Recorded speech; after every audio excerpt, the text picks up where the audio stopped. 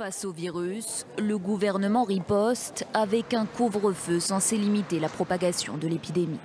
Notre objectif, ça doit être de réduire les contacts privés qui sont les contacts les plus dangereux, ce qui est souvent des moments de convivialité, il faut bien le dire. C'est ça qui est cruel dans la gestion de cette maladie.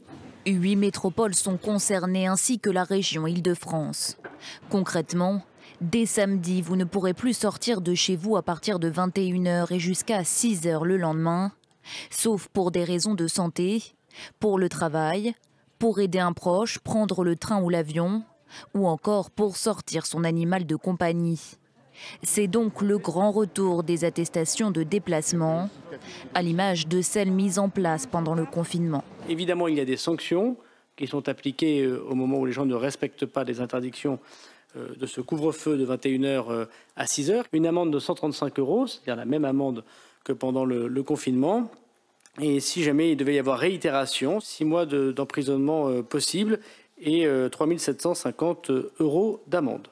Le retour de l'état d'urgence sanitaire dès samedi marque aussi l'arrivée de nouvelles restrictions sur l'ensemble du territoire. Toutes les fêtes privées, comme les mariages ou les soirées étudiantes qui se tiennent dans des salles des fêtes, dans des salles polyvalentes ou tout autre établissement recevant du public, seront interdites. Une fermeture anticipée à laquelle échapperont certains établissements comme les centres médico-sociaux ou les structures d'accueil des plus précaires. Tous les restaurants de France devront, eux, limiter à 6 le nombre de personnes par table et enregistrer le nom de chacun de leurs clients pour faciliter le traçage des cas contacts. Ces mesures doivent durer 4 semaines, mais le chef de l'État entend les étendre jusqu'au 1er décembre, si le Parlement l'autorise.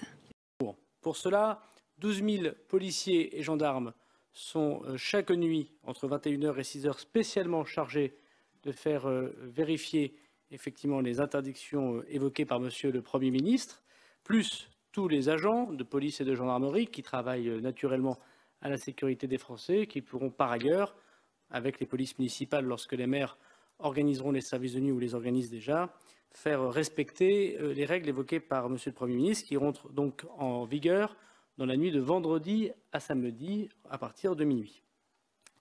Comme pendant le confinement, certains déplacements resteront autorisés pour des raisons de santé, pour aller à l'hôpital ou aller acheter des médicaments dans une pharmacie de garde, par exemple, pour des raisons professionnelles, si vous travaillez de nuit ou que vos horaires de travail ne vous permettent pas d'être chez vous à 21h, si vous avez un train ou un avion qui arrive ou qui part après 21h, il faudra, le cas échéant, pouvoir montrer votre billet si vous êtes contrôlé.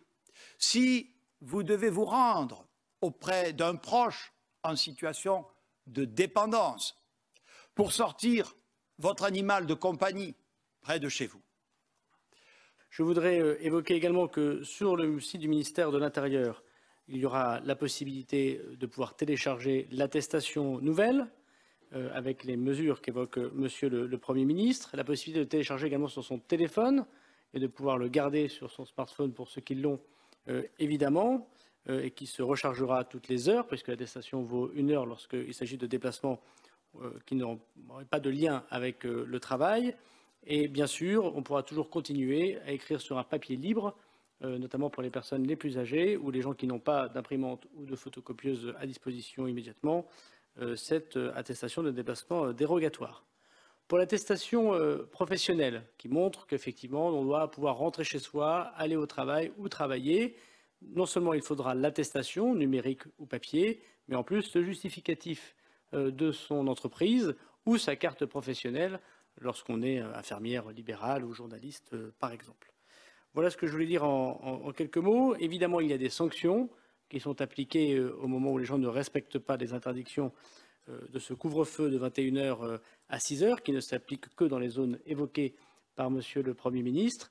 Une amende de 135 €, c'est-à-dire la même amende que pendant le confinement. Et si jamais il devait y avoir réitération, c'est-à-dire si au bout de 3 fois, les policiers ou les gendarmes arrivent à confondre une personne qui, par 3 fois, fraude ou ne respecte pas ces règles d'interdiction, 6 mois d'emprisonnement possible et 3 750 € d'amende.